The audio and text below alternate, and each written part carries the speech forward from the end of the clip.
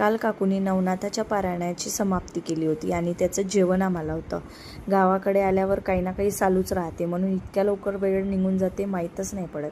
आज आली होती मी माझ्या सासरी आणि आज होतं खांडमळ, म्हणजे आज छोटा पोळा असते आणि उद्या मोठा. दक्ष आल्या आल्या त्याच्या आजीसोबत खेळायला लागला. आजीने इतके सारे खेळणे त्याच्यासमोर मांडले की त्याला वाटत होतं काय खेळू काय नाही.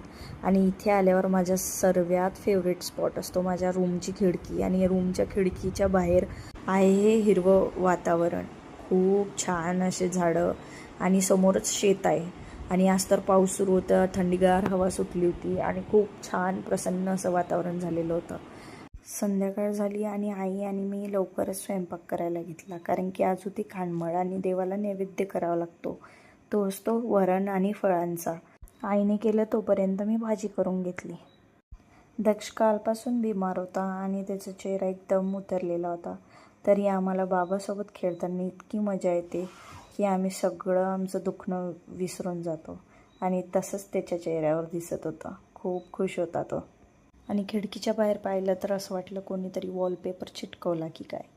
हे आहेत रानभाज्याचे वडे आणि हे आईने मला शिकवले होते. हे मी पहिल्यांदा बनवले आणि खूप टेस्टी झाले होते. हे असतात असे फळं. मातीचे बैल देवांसमोर मांडले आणि त्यांची पूजा केली. त्यानंतर त्यांना नैवेद्य दाखवला. जेही काही बनवलं होतं ते त्यांच्यासमोर ठेवायचं होतं.